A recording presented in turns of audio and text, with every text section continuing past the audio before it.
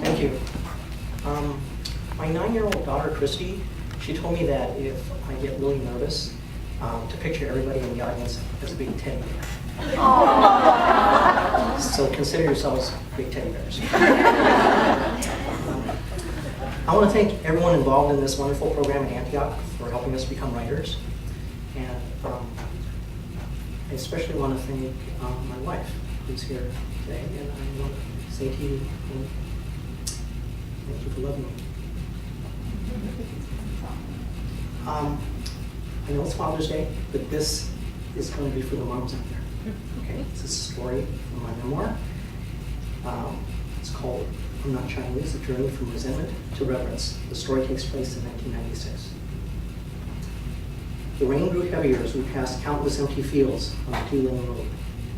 In the cab's backseat next to my mom, I listened to the hypnotic sweep of the windshield wipers.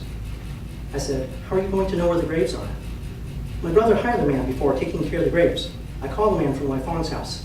Tell him we come today. He going to take us go." For a time, no one spoke. Then Mom pointed to the driver and said, "He very nice. He's smoking, but I asked him yesterday not to smoke when we were in the taxi. See? He not have one cigarette since he picking us up." I looked at the driver's reflection in the rear view, the deep, haggard pouches under his eyes that gave the appearance of someone in dire need of strong coffee. How is it that he can take us on this kind of a trip? We pay $500 Chinese, taxi cheap in China, not like Hong Kong, so he very happy to take us go. This man was delighted to rent us services for the entire day in exchange for $60 American dollars. We approached a desolate intersection, and the driver questioned my mother, who gave a brief reply. I said to her, "What's the name of the city?" "Taishan, but not city, very small." We drove toward a lone farmhouse surrounded by crop fields and barbed wire, and I saw a man wearing a straw hat and drenched war clothes, pedaling a bicycle at the side of the road, with pant legs rolled up to his knees. Pockets of pine trees emerged against a mountainous backdrop, and wild brush and grass thickened the terrain. The mud-coated road was bumpy, entire sections in desperate need of repair, and I prayed that we wouldn't have to make a sudden stop, picturing us sliding off the shoulder and careening into the adjacent ditch. Suddenly, my mom said, "I think that's the place." She pointed at a gray brick house in an open field, and I recognized the evenly divided fish ponds next to the house, but didn't see a driveway. My mother spoke to the driver, who braked onto the grassy shoulder. He honked his horn, then again. A man in a clear rain slicker came out of the house and waved to us. He jogged through the field and over the wet road to enter the front seat. The dark-complexioned man, probably in his 50s, turned to greet my mom and communicated clipped Cantonese in a hoarse voice, as if talking posed a hardship. His serious eyes protruded from narrow sockets, and his teeth jutted forward at an extreme angle, giving his face a pinched, nervous appearance. The driver pulled us onto the road again. A half-mile up, the man directed the driver to stop on the shoulder and stepped out into a burst of rain. My mother reached for her umbrella and opened the cab door to a pelting deluge, so I slid across the seat and readied my umbrella to follow. The driver popped the trunk, and my mom and I retrieved the supply bags. When we joined the man in the slicker, he extended his hand for my mother's package, and she relinquished it to take one of mine. Our guide waded through knee-high grass to a narrow trail, and we tracked him up the steep and muddy path through grass, rocks, and dense brush.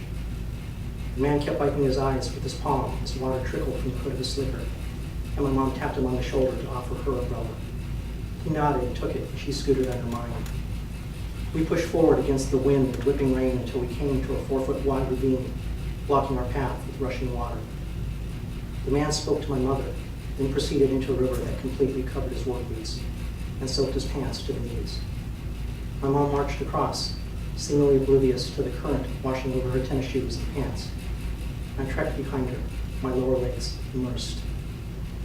On the other side of the ravine, I could feel the squishing of cold, wet socks inside my sneakers, and the bottoms of my soggy jeans clinging to my skin. More hiking. My arms throbbed from holding the bag and an umbrella that leaked water onto my shirt and my mother's blouse. We came to a clearing overlooking a valley of pine trees. Then I saw it, a small cement slab on the sloping bank ahead. We made our way there. No pillars supporting the protective overhang, no cement foundation, no shiny letters embedded in polished granite. Just a simple headstone inundated in grass and weeds. My mom dropped her bag and hurried to the foot of the headstone to pull at the plant growth with her bare hands. I set my bag and umbrella down to help. We cleared the entire area around the gravesite as if our very lives hinged on it. My mother was soaked, her hair sopping moisture onto her face. She wiped the sleeve of her blouse against her forehead and went to get her bag. She carried it to the headstone, then removed the container of roast duck. I gathered my umbrella to shield my mom from the rain, and the guide brought the remaining bags. My mother opened the box of pastries, put it on an empty sack, and rotated it toward the headstone, as if positioning a dinner setting for an honored guest. She placed apples, mangoes, and plums on another bag. After arranging the food, she took out the incense sticks and planted them in the ground near the fruit, dug out a box of matches, and struck one against the side of the box. It didn't light, so I bent lower to protect her from the gusting wind. It took 3 attempts to produce a flame, as she held her free hand around the flickering glow, like a child cupping a butterfly. Carefully, my mom brought the match to the incense sticks, and the sweet smell of jasmine rolled into the air on thin curls of smoke. Rain swept over us. Drops ran down her neck as my mother knelt at the headstone, put her hands together, and bowed 3 times. She closed her eyes and spoke Chinese in a quiet, solemn voice, as if conveying something from the depths of her soul. She continued for a time, and I watched, transfixed. My mom repeated the bows before opening her eyes.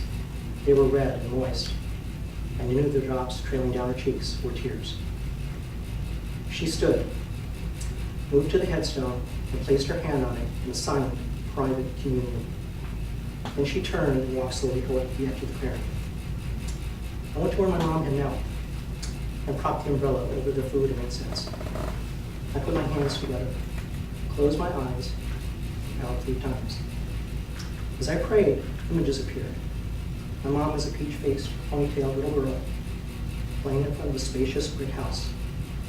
Her mother, wearing the traditional black tunic top and pants, the long loose sleeves rolled up to the elbow as she scrubbed clothes by hand in the basin of the wooden washboard. Her father, slender like me, with silvering hair, raking the fields with a hoe, tilling the soil. I could see them as clearly as a rainbow along the majestic sky. I observed them prior to the fateful day the communists came, before their lives were changed forever. I spoke in a soft voice. My name is Raymond, and I'm your grandson. I'm sorry it's taken me so long to come here. I live in America, and it's important that you know I have a college education. My mom worked hard to give me that chance. Sometimes I don't realize how lucky I am, the opportunities I've been given. I take things for granted. My schooling, my job, my family. But on this trip, I've seen how hard people work, the way they live. It's helped me to appreciate my life in America, and that's something I'll never take for granted again. I paused, drew a deep breath. There's something else I want you to know. It's about my mom. She brought me here today to be with you. It was important to her. She's had a hard life. I didn't know how hard it took this trip. That was my fault. For so many years, I didn't want to be Chinese. I didn't want to be different. So I never asked about you. I never wanted to know. I'm sorry. It was wrong. And I ask your forgiveness. Your daughter is cared for a deeply wounded man, a man who couldn't love her. But she stayed with him and tried to help him. She raised 2 sons and a daughter, often by herself. Michael and I are very different. He's practical and business-minded, like she is. Someday he's going to run his own marketing firm, and he'll be successful. He learned from my mom. Renee is close to Mom, and that's good because Mom needs someone to confide in, someone who will be there for her. Me, I'm stubborn. Mom would call it hard-headed, and she'd be right. But if there's one thing I know, it's that I'm going to make a difference in this world.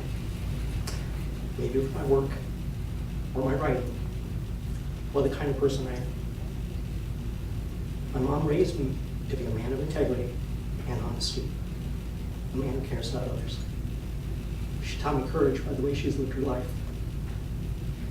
I want you to know these things about your daughter, and I hope that you're as proud of her as I am. I bowed 3 times, opened my eyes, and peered at my grandparents' headstone. Then I stood, turned, and joined my mom. Thank you.